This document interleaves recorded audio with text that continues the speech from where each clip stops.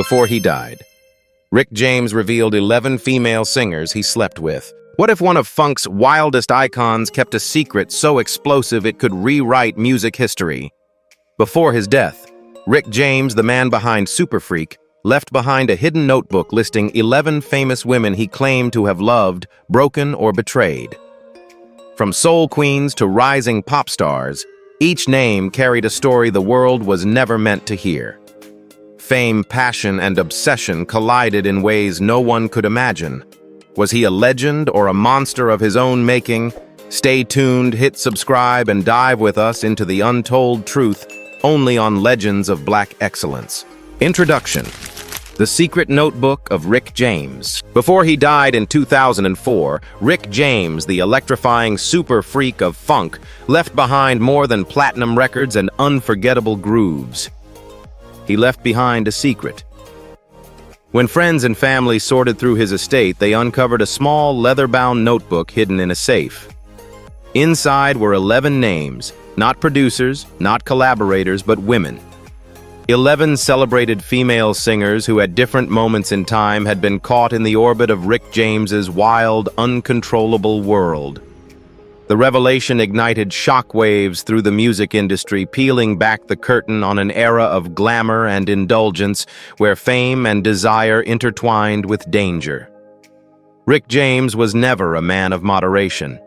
His music dripped with rebellion, his image defined by velvet suits, fire-red braids, and a voice that commanded both rhythm and chaos. Rising from the Motown label in the late 1970s, he reshaped funk with Street Songs 1981, an album that sold over 4 million copies and became a cultural anthem. Yet behind the dazzling success was a man consumed by excess cocaine control and charisma in equal measure. Every stage performance seemed a celebration of power. Every night off stage, a descent into something darker. His relationships, much like his lyrics, were intense, explosive, and often self-destructive. When the notebook emerged years after his death, it offered more than scandal. It revealed the emotional wreckage left in his wake. The unnamed women were not random conquests, but icons who had once ruled charts, stages, and hearts. They had golden voices and global followings, yet their encounters with Rick often ended in silence, heartbreak, or professional loss. Some withdrew from the spotlight. Others reinvented themselves, leaving their pasts unspoken. Each name on that list carried a story of fascination turned to pain, of artistry touched by chaos. The discovery stands as both a cautionary tale and a mirror reflecting fame's darker edge. Rick James's brilliance cannot be denied. He was a revolutionary force who fused soul, rock, and funk into something uniquely American.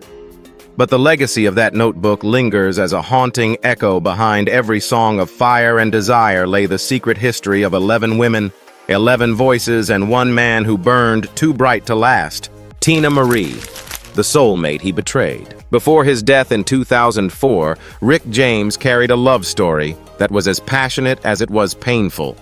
The story of Tina Marie, the woman who matched his fire and ultimately broke free from his storm. Their connection began in 1978, when Motown introduced a small, fiery white singer with a soul voice that could silence entire rooms. Tina and Rick became inseparable, blending their voices into timeless performances like Fire and Desire. To the public, they were a dazzling duo. Behind the stage, however, their relationship was an intricate dance between devotion and deceit, affection and manipulation that would haunt both of them for decades. At the time, Rick's life was a whirlwind of fame, fortune, and excess. He was living with Alfie Davidson, the woman who stood by him through his wildest highs and darkest lows, and who bore his child. Yet Tina, unaware of the full truth, spent countless nights in Rick's home, nurturing that same child, believing it belonged to someone else. Her compassion was genuine, her trust absolute. That illusion shattered when she learned the baby she'd been cradling was, in fact, Rick's own. The discovery cut deeper than any betrayal she had ever known, forcing her to see that her soulmate had built their love on secrecy and lies. Tina didn't seek revenge or spectacle. She sought catharsis through art. In 1983, she poured her anguish into Casanova Brown, a song as graceful as it was devastating. Its lyrics. "You had me singing lullabies to a child you never told me about" became her quiet indictment, a confession of heartbreak wrapped in melody. Rick never publicly addressed the song, but those close to him said he would fall silent whenever it played. His bravado dimmed by guilt he couldn't erase. Years later, Rick still called Tina his soulmate, the only woman who truly understood him. They reunited on stage a few times, but the wounds between them never fully healed. Tina moved on with dignity, her music echoing with the lessons of love and loss. For Rick, she remained the one who slipped away not out of anger, but out of the strength to survive. Their story stands as the most haunting chapter in his legacy, the love that burned bright enough to light his art, and painful enough to outlast his fame. Chaka Khan, The Denial, and The Hidden Night in Amsterdam. In the early summer of 1981, funk and soul collided on a European stage, where Rick James and Chaka Khan were two unstoppable forces at the height of their fame. Both were known for their fiery presence, Rick, the flamboyant prince of funk, and Chaka, the fearless powerhouse, with a voice that could shake the heavens. When their tour crossed into Europe, fans expected fireworks on stage, not behind closed doors. Yet what began as a celebration of music soon turned into a shadowy chapter, whispered about for decades, centered around one mysterious night in Amsterdam. During the street songs, European leg Rick and Chaka shared more than microphones. They shared long nights of conversation, mutual admiration, and perhaps too much temptation. On June 21, 1981, a private gathering took place on the 10th floor of a hotel in Amsterdam. Only a few crew members and close friends were invited. What unfolded behind those locked doors has never been fully revealed, but by dawn, whispers had already started spreading through the tour. The two were found together in a backstage lounge, disheveled, silent, and visibly shaken. The following morning, Chaka was abruptly removed from the tour without explanation, her name erased from the lineup as if she had never been there. The media of the time offered no details, but those who were present spoke of confusion, anger, and humiliation. Rick carried on performing, refusing to address the incident, while Chaka returned to the United States under a cloud of speculation. The event marked a turning point for her. Her once unshakable confidence gave way to guarded silence. Though both artists went on to continue their careers that summer in Amsterdam, left a scar invisible to the audience but unforgettable to those who knew the truth. Years later in interviews, Chaka Khan was asked about Rick James and whether they had ever been intimate. Her answer was firm, even sharp no. Never. But her tone, a mix of denial and buried pain, only deepened the mystery. She never revisited the topic, never elaborated on what truly happened that night. Whether the rumors were born of gossip or guilt, one thing remains certain. The brief, turbulent collision between Rick James and Chaka Khan became one of funk's most haunting, untold stories, a night that blurred the line between music power and vulnerability forever. Madonna, the woman who outplayed Rick James. In December 1982, the worlds of funk and pop briefly collided when Rick James met a young, ambitious Madonna at a Soul Train after-party in Manhattan. Rick was already an established superstar, bold, extravagant, and living with his longtime partner Alfie Davidson, the woman who had endured his chaos and raised their son. Madonna, by contrast, was an unknown dreamer with a demo called Everybody, and a hunger for fame that could swallow anything in its path. Their meeting sparked instantly 30 minutes of flirtation, then a sudden disappearance from the crowd. That night, Rick's desire for thrill overpowered loyalty, and Alfie's devotion was betrayed. The next morning, Madonna left Rick's suite barefoot, wearing his shirt, and a quiet smirk that said she had already moved on. To Alfie, it was humiliation. To Rick, it was just another night of conquest. Yet the encounter was only the beginning. Within weeks, Rick invited Madonna into his studio to record a track called Touch Electric, a piece that would never see release. Witnesses recalled that Rick locked the door and emerged hours later drained and defeated, while Madonna left carrying his jacket symbolic of a shift in control. The man who once dominated every room had been undone by a woman who refused to be owned. Alfie's heartbreak deepened as Rick continued his double life performing on stage with passion, while chaos simmered behind closed doors. Madonna, meanwhile, ascended with lightning speed. In early 1983, she signed with Sire Records, and by the following year, she was a global phenomenon. She never mentioned Rick James again, declined every call, and ignored every attempt to reconnect. Rick, stunned by her cold detachment, wrote an unreleased song titled "Material Flame," believed to be a bitter response to the woman who mirrored his own ruthlessness. For Rick James, Madonna was the one who turned his own game against him. He had spent a lifetime mastering control, only to fall victim to someone who refused to play by his rules. When he died in 2004, she offered no tribute, no word of remembrance. Yet, in his private journals, one line remained underlined twice. She never looked back. It was both a confession and an epitaph. The story of a man who met his match and lost not just love, but pride. Grace Jones, The Wild Ritual at Studio 54. In the feverish nightlife of 1981, Rick James crossed paths with the enigmatic Grace Jones inside New York's legendary Studio 54, a meeting that would become one of the most whispered encounters in music history. The club was at its peak, a paradise for the outrageous and the untamed, where fame and desire moved to the same rhythm. That night, Rick arrived in his signature leather and lace glittering under the disco lights, while Grace entered like a vision of chaos and art draped in metallic paint, her eyes cold and fearless. When their gazes met, conversation was unnecessary. Two forces of nature recognized each other instantly. What began as playful energy on the dance floor soon spiraled into something darker, a ritual of sound and surrender. Under the red haze of strobe lights, they moved as if hypnotized bodies colliding in rhythm far too raw to be called dancing. Witnesses later described the scene as an eruption, a performance that silenced the crowd. Hours later, the night spilled from Studio 54 into the streets, and finally into the Grand Soho Hotel where Rick and Grace continued their wild communion. By dawn, hotel staff found them in a public bathtub surrounded by shattered bottles and soaked velvet. There were no arrests, no statements, only whispers a night that blurred the line between passion power and madness. Back in Los Angeles, Alfie Davidson, Rick's partner and the mother of his child, was unaware of what had transpired. For Rick, it was another indulgence in his life of excess. For Grace, it was an untamed experiment in freedom.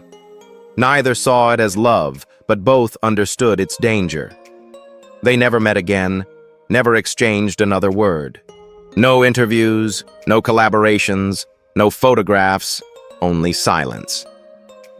The world saw two stars continue their separate ascents, yet those who knew Rick sensed that something in him had shifted. Years later, among Rick's journals, one entry stood out in red ink. "I never forgot that night with G." It was the only written trace of their encounter, 7 words that carried the weight of everything unspoken.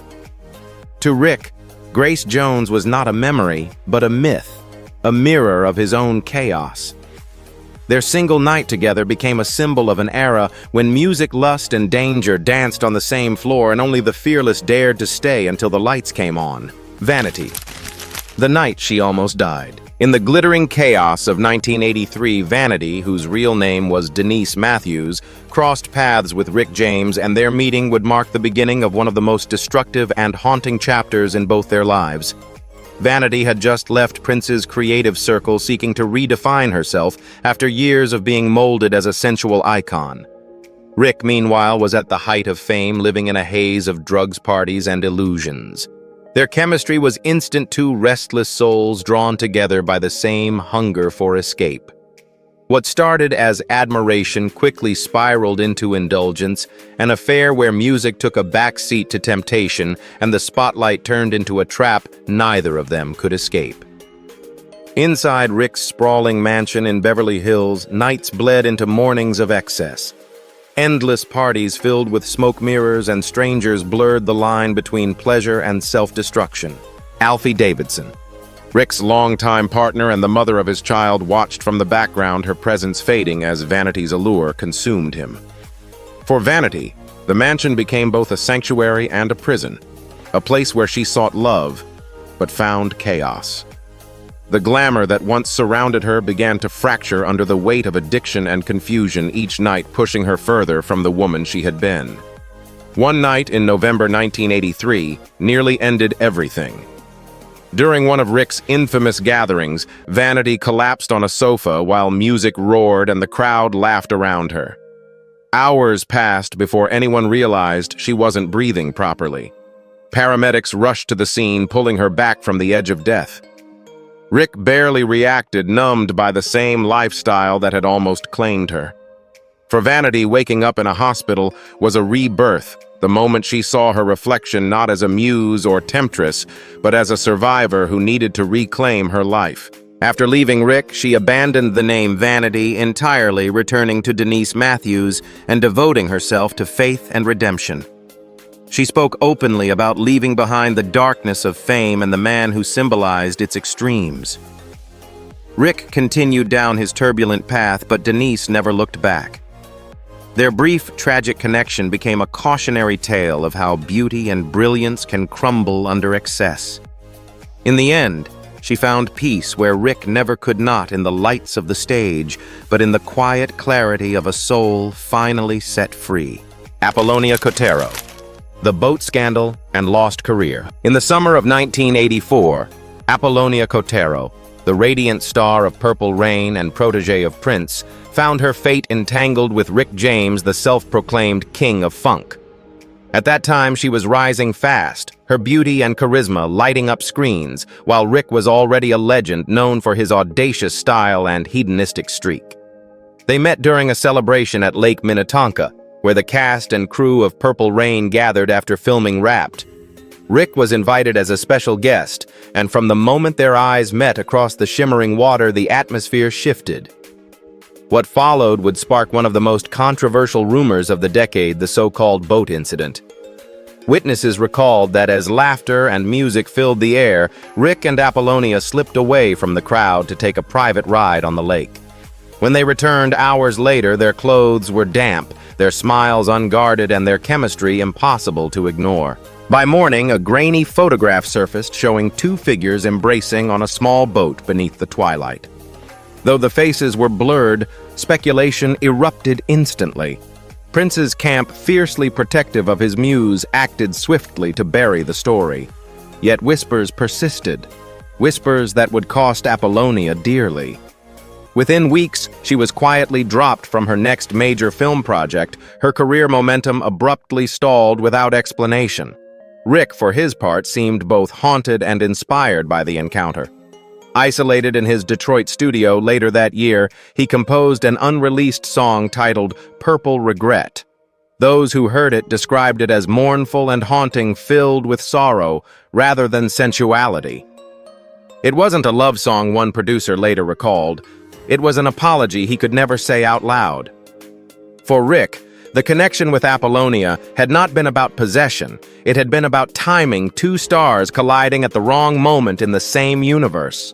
Apollonia, ever composed, never publicly addressed the rumors.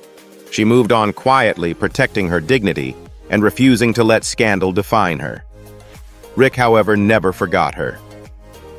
In his private reflections, he once wrote that she was the color of forgiveness. Their brief crossing left no official records, no confirmed confessions, only a song, never released, a photograph, never published, and a silence that told its own truth. Diana Ross, The Forbidden Encounter. In the spring of 1979, Rick James made a move that would shake the very foundations of Motown. At that time, he was the label's new rebel, flamboyant, fearless, and already pushing the limits of what Berry Gordy's empire could tolerate. Yet even Gordy had an unspoken rule: never approach Diana Ross, Motown's crown jewel. She was the untouchable queen, the embodiment of grace and success, and the woman Gordy himself held in almost mythical regard. Rick, ever defiant, saw such boundaries as invitations. When he encountered Diana at a private dinner in Los Angeles, his charm and confidence clashed with her polished poise. Sparks flew through, not the kind anyone could safely contain. Their second meeting came days later at an intimate gathering hosted at Diana's Beverly Hills mansion. Guests recalled laughter champagne and the unmistakable tension between the two stars. As the night faded, Rick, emboldened by wine and ego, wandered toward her private quarters. No one stopped him, perhaps out of fear or fascination. He disappeared behind a closed door around 2 in the morning. When dawn broke, he emerged alone, disheveled and silent. Diana had already left the house. What happened inside that room was never spoken of, but by sunrise. Motown's inner circle was buzzing with alarm. Diana's team moved swiftly, sending legal notices and personal warnings. Rick James was never again to speak her name in public. The fallout was swift and brutal. Gordy's patience with Rick thinned overnight. Invitations vanished, collaborations dissolved, and whispers replaced applause. For Rick, it was a rare moment of defeat, not because of lost opportunity, but because he had crossed the one line even his audacity couldn't erase. Diana, composed as ever, erased him from her orbit entirely. She refused interviews that mentioned him, canceled shared events, and made it clear that the chapter was closed before it had ever truly begun. Years later, Rick would admit that the night with Diana Ross haunted him more than most of his scandals. It wasn't the secrecy or rejection that stayed with him, it was her silence. In his journals, he described her as the only woman who could make the room colder by leaving it. The forbidden encounter became legend within Motown lore, a reminder that even Rick James, the wildest spirit in funk, once met a boundary he could not break. Part 8. Donna Summer. The secret tape called Summer Night. In the late summer of 1980, Donna Summer, the reigning queen of disco, found herself crossing creative paths with Rick James, Motown's rising rebel and self-proclaimed king of punk funk. At the time, Donna was transitioning from the glittering disco era into a more soulful sound seeking authenticity beyond the sequins and synthesizers that had defined her fame.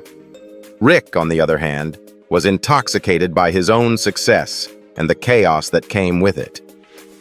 Their meeting in a Los Angeles recording studio was meant to be professional, two musical powerhouses exploring a collaboration that could bridge funk and disco. What unfolded instead would become one of the most disturbing and closely guarded secrets in the industry's history. Witnesses said the session began normally with Donna testing melodies while Rick adjusted the tempo and instrumentation. But as the night deepened, the tone shifted. Rick suggested recording something raw and emotional, encouraging Donna to let go of restraint. She hesitated, wary of his intensity, yet the atmosphere in the soundproofed booth felt charged and unpredictable. Unbeknownst to her, Rick had quietly pressed record on a hidden cassette deck, capturing not just her voice, but the private, vulnerable moments that followed. When she realized later what had happened, Donna was devastated. Rick, however, reportedly smiled and told her, "This tape will make sure you never forget me." From that day on, Donna Summer lived under a cloud of fear and shame. Though Rick never released the recording, the knowledge that he possessed it was enough to haunt her. In her personal writings, she described sleepless nights and panic every time his name appeared in the news. Friends recalled that she refused to discuss him in interviews, and even at her peak, she carried a quiet tension, as if holding her breath for a secret that might one day surface. For years, whispers about the lost tape circulated among insiders, but no proof ever emerged. When Rick James died in 2004, his belongings were cataloged and locked away. Among them, in a small safe, was a metal box labeled in his handwriting, "Summer Night, Do Not Destroy." Inside lay the fabled cassette, sealed and untouched. It was never made public, never leaked, and perhaps mercifully so. The discovery confirmed the story Donna had feared, but never dared to tell, a haunting reminder of the price she paid for trusting genius wrapped in danger, and how one secret recording became the ghost that followed her for life. Jennifer Holliday. The voice that pain silenced, In early 1983, Jennifer Holliday, the breakout star of Dreamgirls and one of Broadway's most powerful new voices, was at the height of acclaim. Her electrifying performance of "And I Am Telling You I'm Not Going" had turned her into a national sensation, earning her a Tony Award at only 22. But behind the curtain of fame, Jennifer was struggling with exhaustion, loneliness, and the relentless expectations that came with overnight success. It was during this fragile period that she encountered Rick James, the flamboyant funk icon, whose charm could disarm even the most guarded soul. What began as a meeting of admiration between two rising stars would soon spiral into one of the darkest nights of her life. At an industry party in Manhattan, Rick approached Jennifer with a mix of confidence and seduction. He praised her talent, promising to help her explore a deeper sound, something raw and soulful that would break her free from the constraints of Broadway. Flattered and emotionally drained, Jennifer agreed to meet him again at his suite later that week. On the night of February 17, 1983, she arrived expecting to discuss music. Instead, she found herself drawn into a haze of smoke, alcohol, and unfamiliar sensations. Hours later, she lost consciousness. When she awoke the next morning, she was disoriented, her body aching, her memory fractured. Rick sat nearby smoking and allegedly said in a low voice, "Now you really know the blues." The aftermath was devastating. Within days, Jennifer collapsed during a rehearsal, her once mighty voice reduced to a hoarse whisper. Doctors described it as a psychosomatic trauma. Her vocal cords had tightened from stress and shock. She was forced to cancel performances and retreat from the public eye, vanishing from the stage that had made her a star. Rick James denied any wrongdoing, sneering to reporters that he wasn't holding her microphone, a cruel play on words that mocked her suffering. His arrogance only deepened the wound, leaving Jennifer to heal in silence. Months later, she began therapy and voice rehabilitation, slowly reclaiming what fame and betrayal had stolen. Though she eventually returned to performing, her tone was forever changed, richer, but shadowed by pain. In interviews years later, Jennifer never spoke Rick's name. Yet her eyes told the story, a haunting memory of a night that cost her innocence, her voice, and nearly her will to sing again. Patti LaBelle, the sinful recording that vanished. In late 1987, Patti LaBelle, already revered as one of the greatest soul voices of her generation, crossed paths with Rick James, whose career was waning, but ego remained untamed. The two met at a charity gala in Chicago where Rick proposed an unexpected collaboration, a duet he claimed would redefine emotion in music. Patti, known for her openness to experimentation and her deep respect for artistry, agreed to explore the idea. What followed, however, was a session that blurred the boundary between creativity and exploitation, leaving behind a story she would later call the most shameful moment of her career. In early December, Rick invited Patti to his private studio in Detroit. He spoke of wanting to strip away artifice and record something completely honest, music without masks. When she arrived, the atmosphere was thick with incense and low lighting, more ritual than rehearsal. Rick then suggested they record in what he called a pure state, without clothes, without instruments, just voices and emotion. Patti hesitated, offended and uneasy, but he pressed harder, urging that the human voice was never truer than when freed from all restraint. Over several hours, she sang fragments, cried and shouted, while Rick guided the session in near darkness. The recording captured vulnerability, but not art. It felt like invasion disguised as inspiration. By dawn, Patti demanded to hear the playback. The sounds that filled the speakers horrified her: gasps, sobs, raw vocalizations, interlaced with Rick's low murmurs. It was not music, but something uncomfortably intimate, a manipulation of trust. Furious, she called her attorney that same morning, insisting the master tapes be destroyed. Rick resisted, claiming the recording represented the soul stripped bare. He reluctantly erased the studio version, but those close to him later revealed he kept a personal copy hidden among his private archives, the one he would call a piece of my truth. For Patti LaBelle, the experience became a secret wound. In later interviews, she referred only vaguely to a moment when art went too far, calling it not creation, but sin. She never worked with Rick again, nor spoke his name in public. For Rick, the session symbolized his obsession with control. For Patty, it was a lesson in reclaiming power from violation. The story stands as a chilling reminder of how genius without boundaries can turn artistry into betrayal. Tyra Banks, the model who disappeared for 6 months. In the autumn of 1992, Tyra Banks, a 19-year-old rising model signed with elite management, was taking her first bold steps onto the global fashion stage. The world saw her as the next great American supermodel, confident, radiant, and unstoppable. Around the same time, Rick James, though long past his peak, was attempting a public comeback after years of scandal and addiction. When their paths crossed during a Los Angeles photo shoot for a Calvin Klein campaign, few could have predicted the strange and unsettling turn their brief connection would take. What began as an innocent professional encounter would soon become one of the most whispered mysteries in Tyra's early career. Rick had been invited to the shoot as a nostalgic funk legend cameo, a publicity stunt to blend music and fashion. Throughout the day, he hovered around Tyra, studying her with fascination as she posed under the lights. Later, an assistant approached her with an invitation. Rick wanted her to visit his Laurel Canyon estate that evening to discuss surviving fame in the entertainment business. Naive but ambitious Tyra accepted. She was driven to his mansion under the California moonlight, and for the next 2 nights, she vanished from the public eye. When she finally left on the morning of October 17th, she looked withdrawn and silent, escorted away in a car with tinted windows. In the weeks that followed, Tyra Banks disappeared completely from the modeling scene.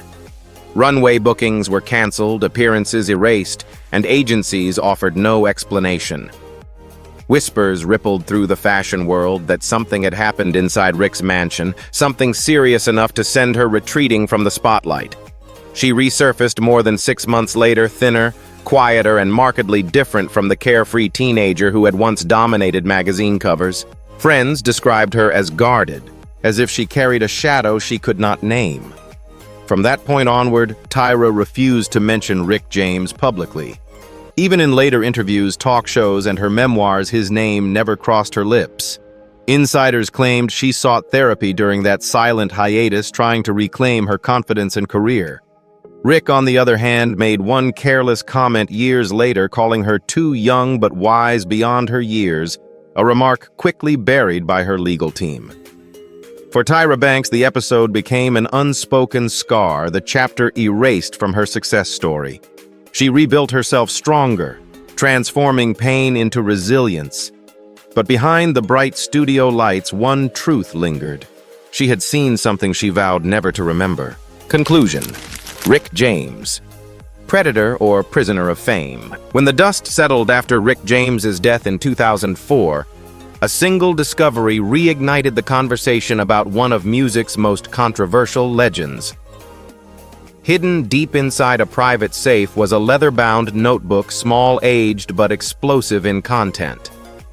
Inside were 11 names, each belonging to a celebrated female artist who had at one point stepped into Rick's chaotic orbit. They were more than lovers or acquaintances. They were pieces of a life that blurred the line between passion and destruction. The list included Tina Marie Chaka Khan, Madonna Grace Jones, Vanity Apollonia, Cotero, Diana Ross, Donna Summer Jennifer Holliday, Patti LaBelle, and Tyra Banks, women of immense talent whose brilliance had collided, however briefly, with Rick's reckless world. For some, their stories were marked by heartbreak, manipulation, and loss. Tina Marie sang her pain in Casanova Brown after discovering Rick's deception. Chaka Khan left a tour under mysterious circumstances. Madonna outplayed him, turning the tables on a man known for control. Grace Jones became his mirror, wild, free, and untamable. Vanity nearly lost her life in his mansion before finding redemption. Apollonia's rising career dimmed after a whispered scandal. Diana Ross erased his name from her memory following one forbidden night. Donna Summer lived in fear of a secret recording. Jennifer Holliday's voice was silenced by trauma. Patti LaBelle fled from a studio session that crossed every moral line. And Tyra Banks vanished for months after visiting his home, returning forever changed. Together, these women painted a portrait of contradiction of a man capable of genius and cruelty, tenderness and exploitation. Rick James's charm was magnetic, but beneath the charisma lay a hunger for control and a loneliness fame could never satisfy. The Notebook didn't just reveal scandal, it exposed the emotional wreckage of a life lived without limits. Each name represented not a conquest, but a consequence, the echo of a man devoured by his own legend. In the end, the question remains unanswered, hanging like smoke over his legacy. Was Rick James a debauched manipulator who preyed on those drawn to his light? Or was he another soul consumed by the very fame he created? Was he the villain of his own story, or its most tragic victim? The truth perhaps lies somewhere between rhythm and ruin, in a voice that once sang of fire and desire but left behind only silence. As the curtain falls on the secrets within Rick James's mysterious notebook, one truth becomes undeniable: genius and chaos often share the same stage. 11 women each, a symbol of brilliance, beauty, and vulnerability, crossed paths with a man consumed by his own fire. Were they victims of his excess or witnesses to his self-destruction? Was Rick James the villain of funk's golden age, or a tragic reflection of fame's darkest temptations? The debate remains open, burning brighter with every retelling. This is Legends of Black Excellence, where music's legends live and their truths still spark the fiercest conversations.